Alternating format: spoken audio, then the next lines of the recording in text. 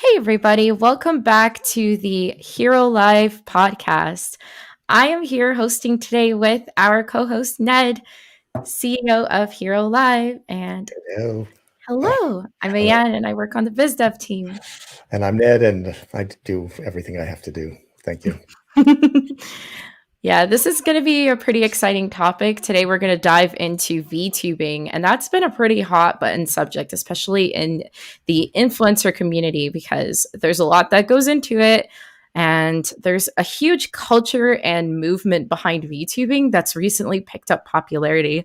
So I just wanted to start Ned off with a few questions about VTubing and how can so can you describe what some of the technical barriers of entry would be for someone who's interested in getting into VTubing? No, I can't. I can't do that. Sorry. um, uh, my guess is there's some software you need to do it. Sorry. Okay, wait. We clipped this part. We cut this part. Okay.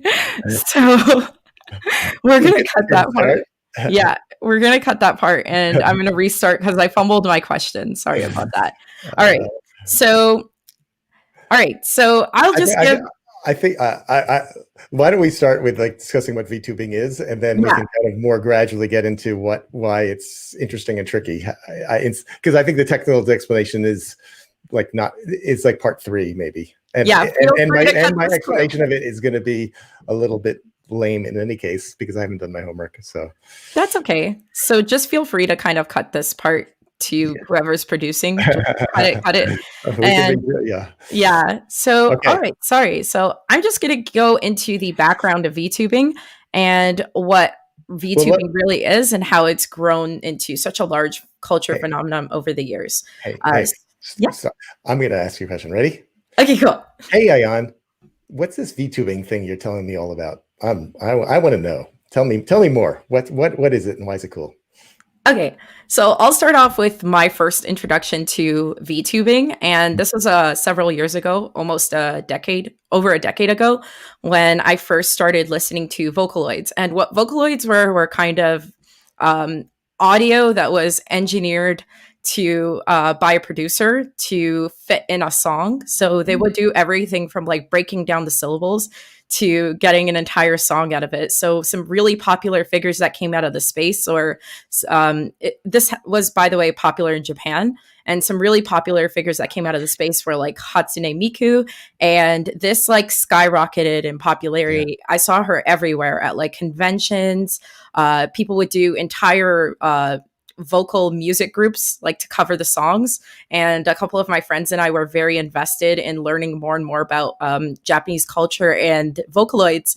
So to see the rise of VTubing is kind of like I used to say something like this would be really big, and now it's growing even more. One of the largest VTubers, her name is Kizuna AI, and she's got millions of people watching her and following her. I think she has over 500,000 followers on Twitter, and she's not even a real person. So it's really interesting to see how these digital personalities are kind of being embraced in our technical world. And I wanted to know more about the background and the science behind it. I see.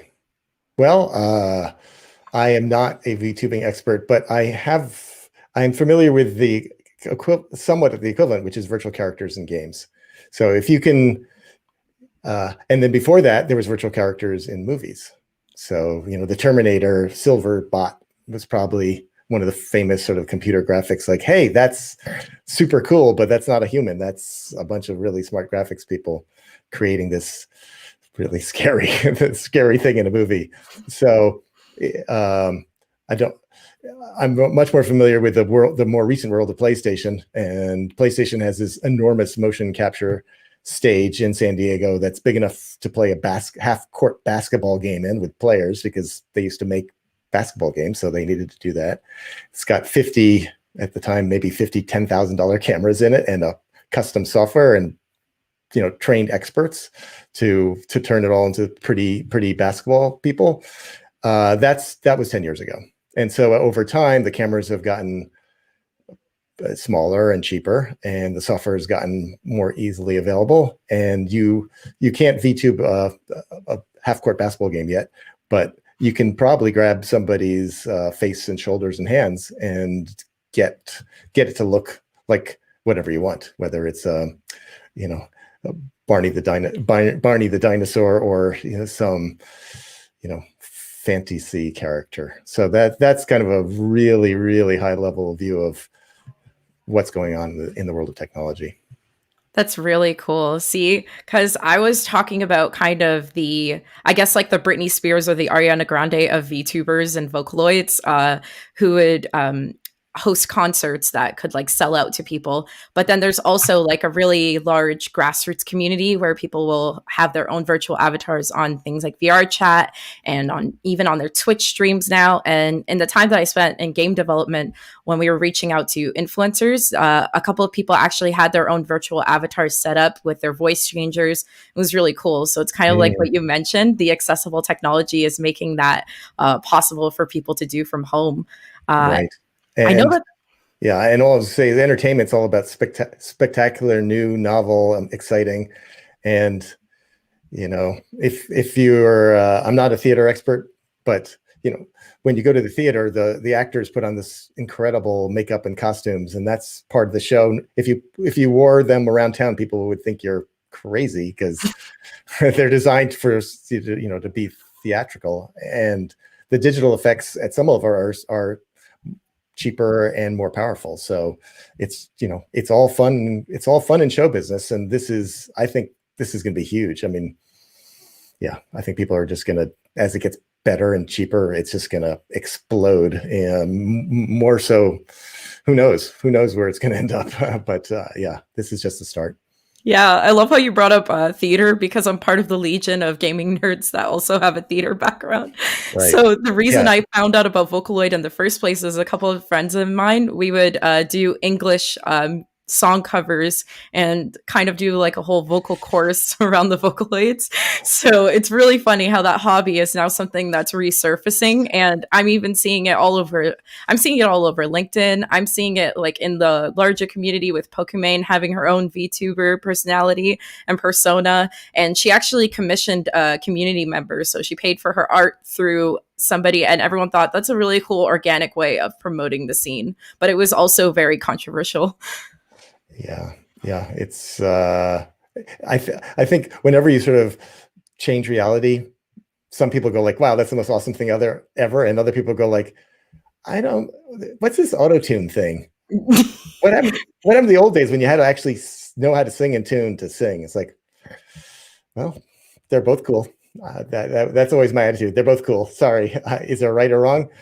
No, but the new thing tends to be a little bit of a shock if you're not used to autotune, and VTubing is like auto-tune times 100. It's like, no, not just the voice, the whole thing. It's all fake, but very cleverly done, hopefully. So.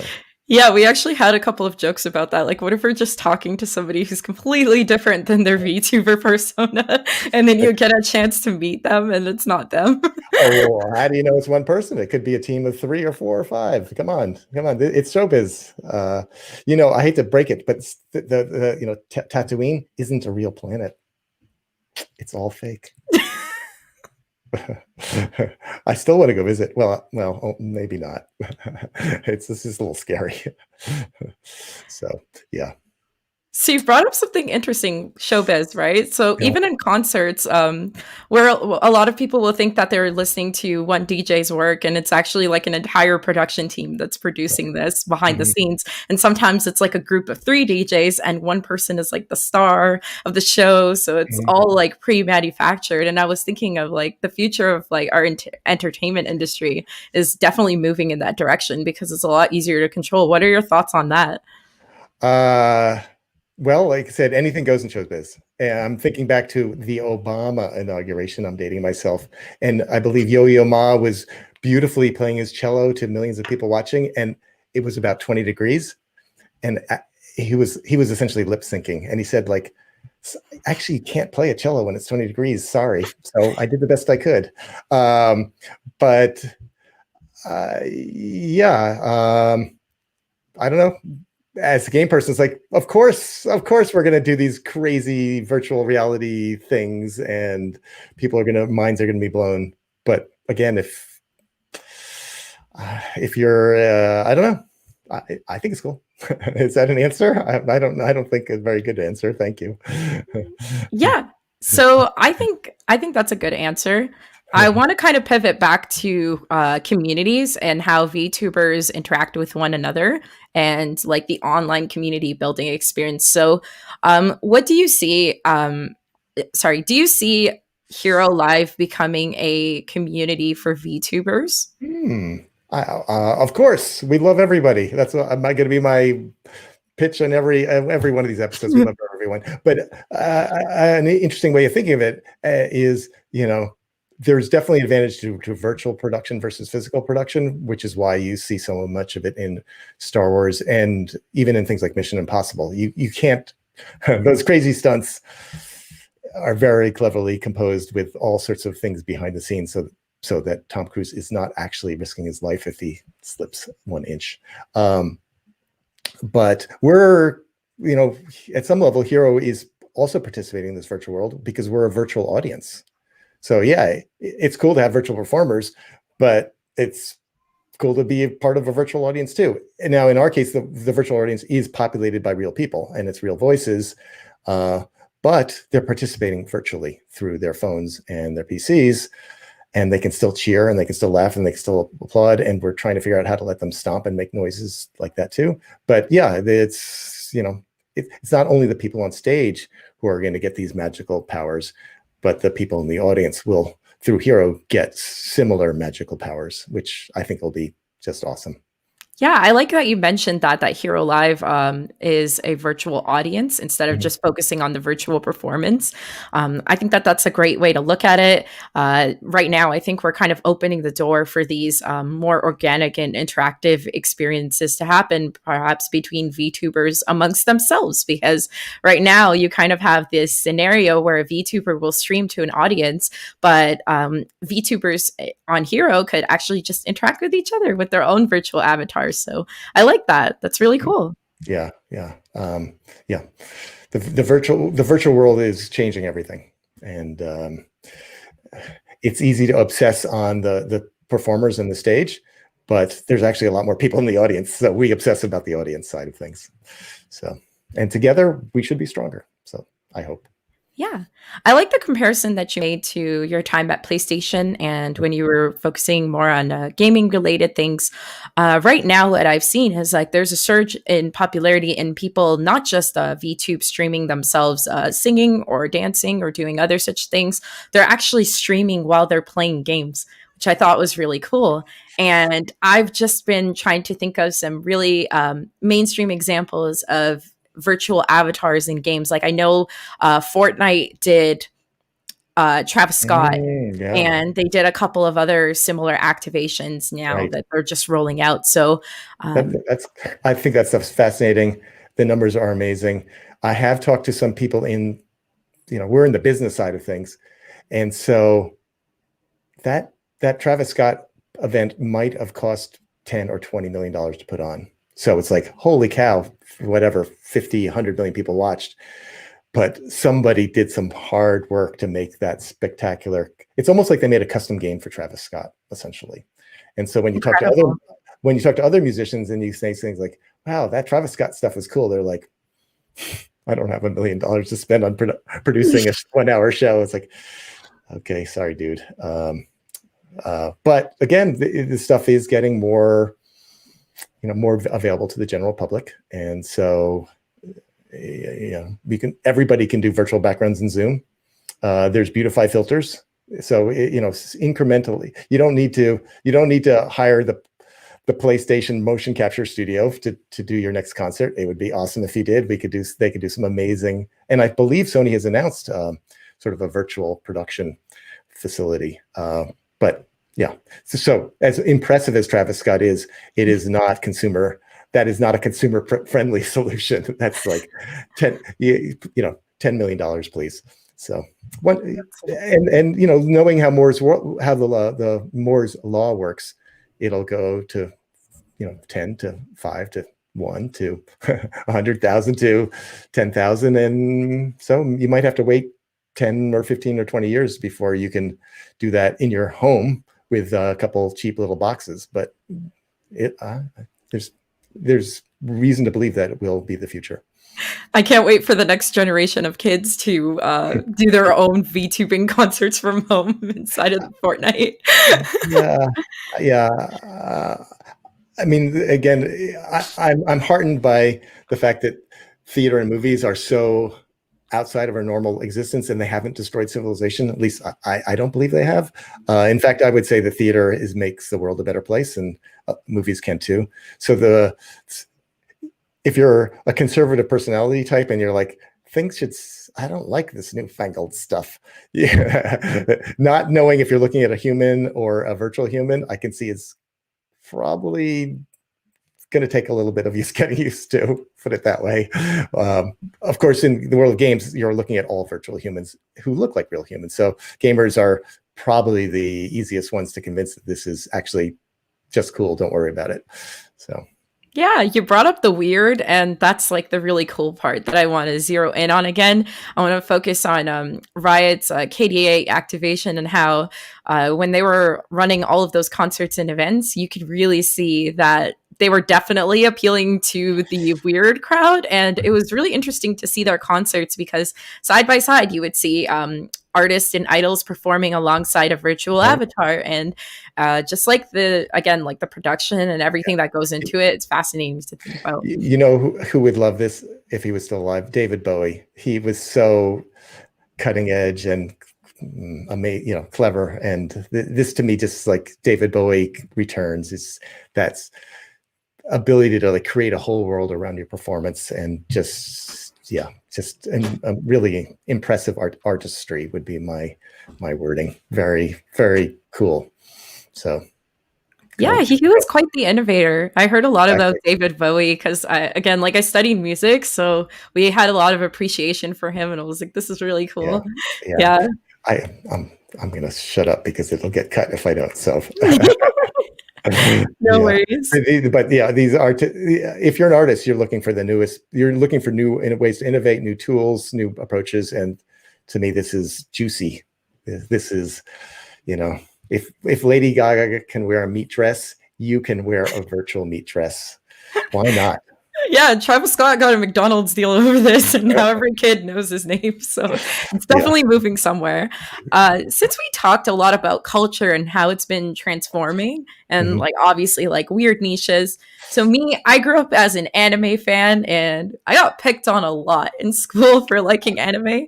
I actually have a story of when I was in the 5th grade, and everyone was supposed to share a show, and I shared it, and they're like, "What's that? That's weird." And I told them I watch it in Inuyasha, and I technically wasn't allowed to at that age. Oh, but some of that anime is a bit risque.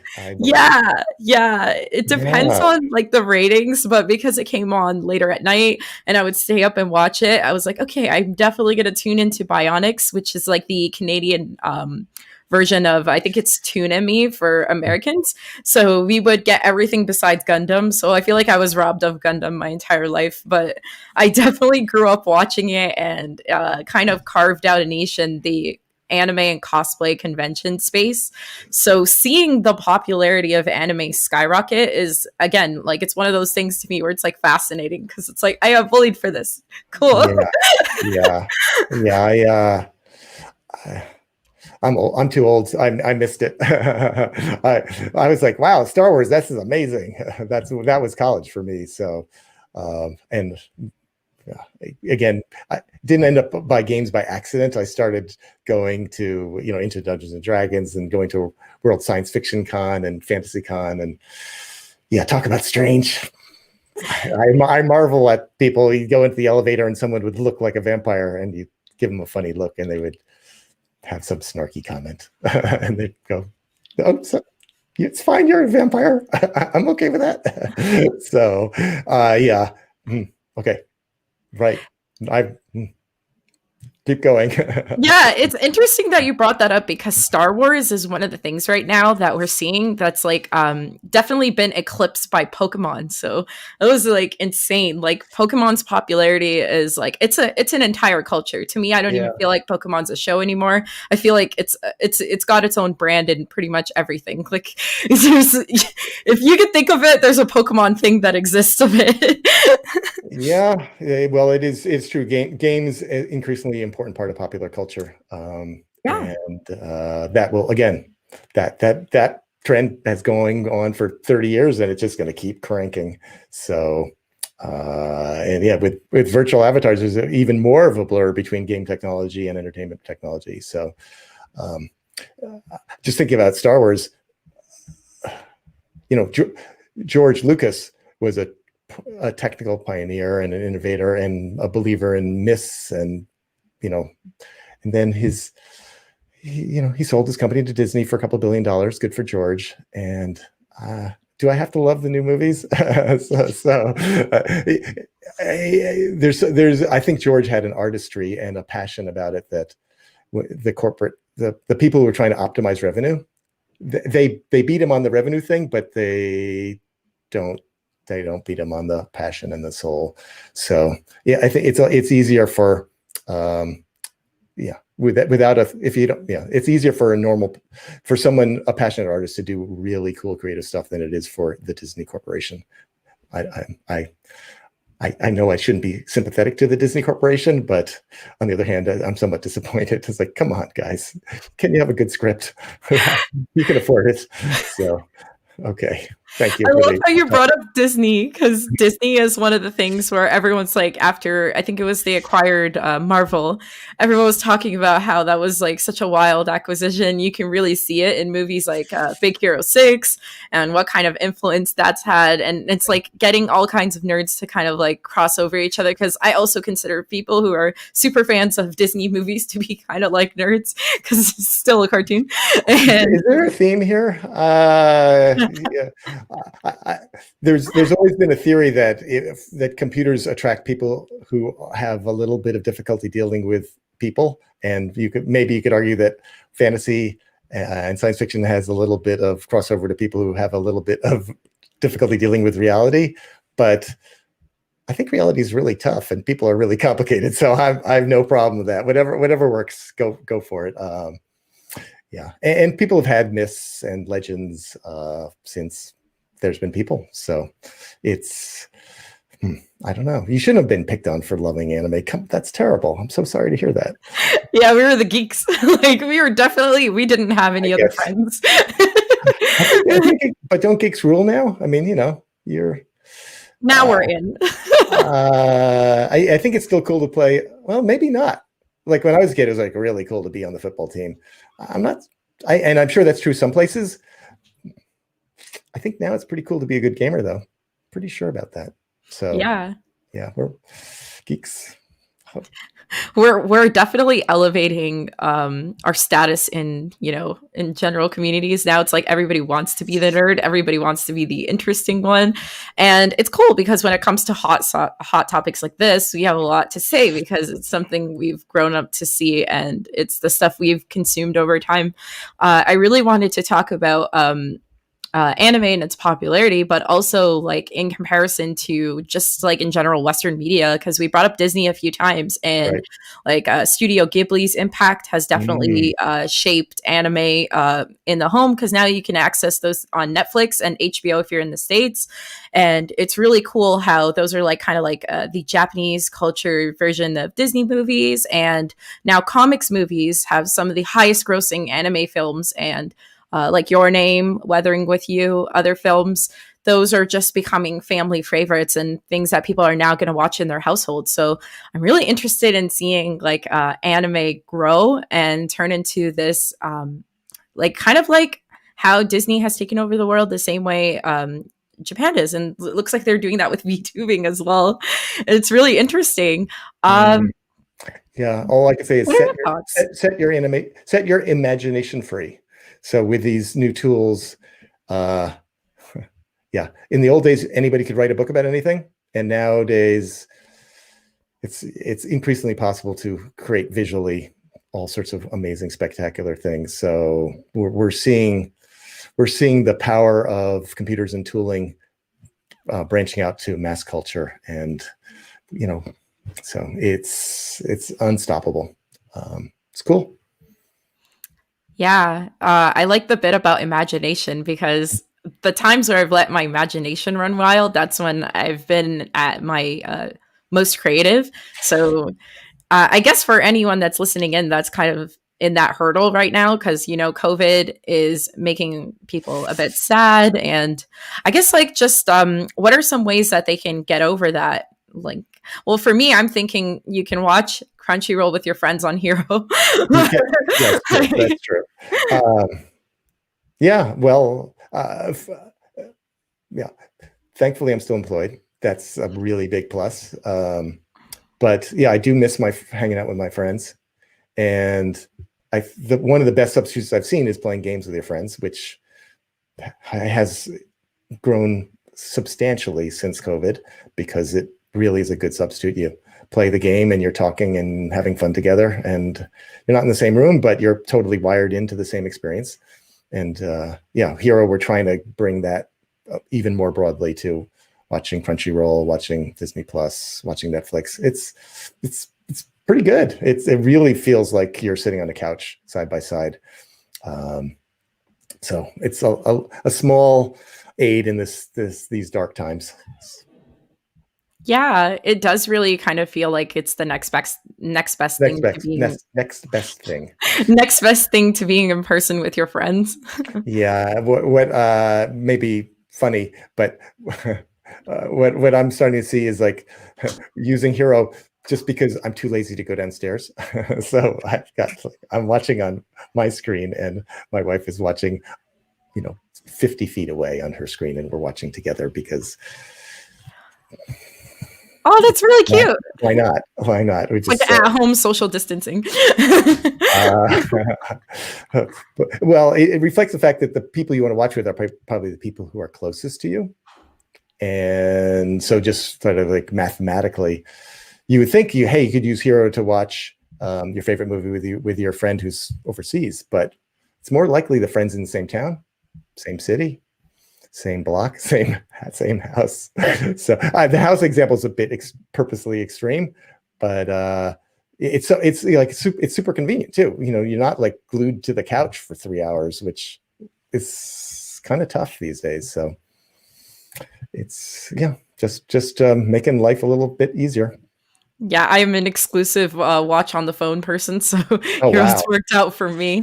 I Your definitely eyes love. are, my theory is people whose eyes are good enough to watch on the phone, it's great. You just like stick it this far away, and it's like a 60-inch screen. And if your eyes are bad, you actually have to have a 60-inch screen. So it's very, very age driven. And I talked to plenty of like 35-year-old investors, and they really have a hard time with that. They don't get that if you're 15, you've got your 80-inch screen in your hand. It's just geometry, folks. It's just this angle thing. Convenient. They live on their phones. The kids People will never give up their TVs. Like, what? Have you ever looked at any numbers? Of course they're giving up their TVs. Yeah, that's true. So. I did notice that over time. The TV is kind of declining, and it's for the reasons you mentioned, the convenience and wanting to be closer to your friends in a different way. Yeah, so and just space. I mean, how many people have like a 7-foot section of wall to dedicate to that's true. an entertainment box? So that's true. So yeah, we covered a lot today, and we kind of talked about a variety of topics. We dived into gaming, we went into anime, we went into popularity of traditional media and new types. And I think that that's like a great recap on where our industry is headed and what kinds of things we can use Hero for. Do you have any last thoughts, Ned, that you want to share with everybody? Sure. So I've been reminded that if you just look at the numbers, which is kind of, it may be boring, but it's very telling, is that the game business has grown to a $150 billion a year business from essentially zero 50 years ago. The TV business during that period of time has grown some, but I think my guess is it topped out 20, maybe 10 or 20 years ago, and now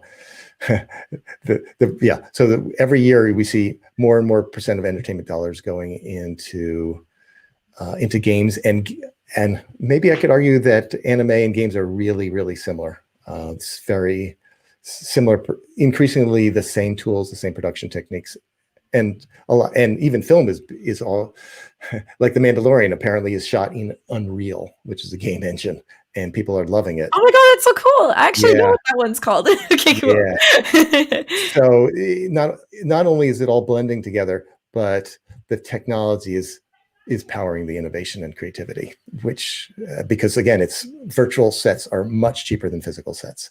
So it's a amazing time to be a creator, and it's hopefully a fun time to be a viewer too. Wow, so the global TV industry is about 315 billion, so we're catching up. Yeah. I do think the techniques that are making games money can be applied back to TV though, because in the world of games, when you make a game, you have a direct connection to each user, and you can find out what they like and don't like click by click, and you can encourage them to buy digital goods specific to your thing. And those techniques can all be applied back to entertainment and television. And that's also something that Hearo allows to happen, because we, like a game, capture all the clicks and taps and stuff. So we have a direct touch connection with each user, which of course TV doesn't have. TV is broadcast, not built on a game platform. So that's one reason why we're here talking today. It's like, yep, there's going to be a cool future ahead. So yeah. Well, thank you for the philosophical takeaway. I really appreciate it, and the metrics, because I need to get a big wizard beard, I think, and a big wizard hair. That would be awesome. Yeah, it would match your wizard. I think it was a figurine. Yeah. Oh, did I grab it? Do I need to grab it again this time? No, it's okay. Yeah, I like the Gandalf look. You would need a personal hairstylist though. That's probably, and I've heard it's quite itchy if you really have a. So Lady Gaga said meat's back on the menu. I don't know if I want to. That's how about bean curd? It's because of it's because you brought up Gandalf, so I was just thinking of Lord of the Rings. You can explain it to me next time. I totally missed it. Thank you. Okay, no worries. All right, so we're gonna cut it here. All right. So officially signing off. Thanks for watching. Thank you, Ayan. We will try again. Next time we'll do a better job, right? Yep. Next time we will definitely do a better job. So or at least a sillier job. I think I don't know which one's more important. I thought it was fun. I liked it. Brilliance or silliness or both. You need to have both. Both. Okay. Yeah. Now we can sign off. Take care. Okay. Take care. Bye-bye.